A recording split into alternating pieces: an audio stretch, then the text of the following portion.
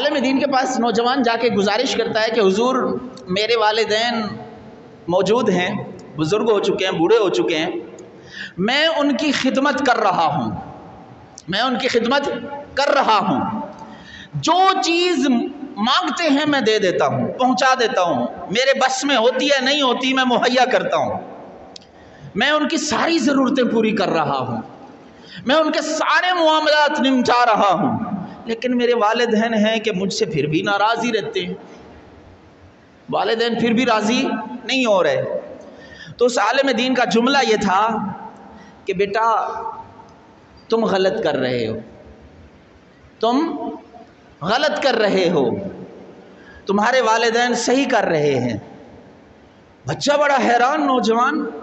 کہ میں اتنی محنت کر کے اتنے معاملات نمٹا کر کے اپنے والدین کی ہر ضرورت کو پورا کر رہا ہوں اور یہ کہہ رہے ہیں میں غلط کر رہا ہوں۔ ہاتھ جوڑ کے گزارش کی حضور آپ ہی بتائیں میں کیا غلط کر رہا ہوں؟ تو اس عالم دین نے سمجھایا بیٹا یہ جو آپ کے والدین ہیں نا،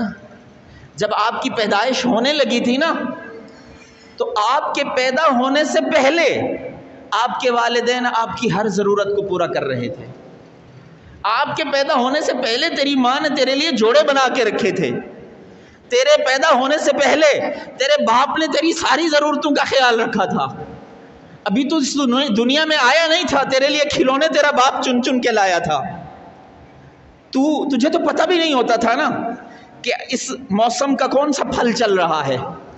تجھے پتہ بھی نہیں ہوتا تھا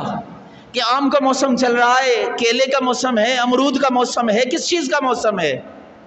آج تجھ سے تیرے باپ کو مانگنا پڑے کہ بیٹا آم کا موسم ہے، ذرا 2 کلو آم تو لا دینا، وہ مانگے گا تو لا کے دے گا،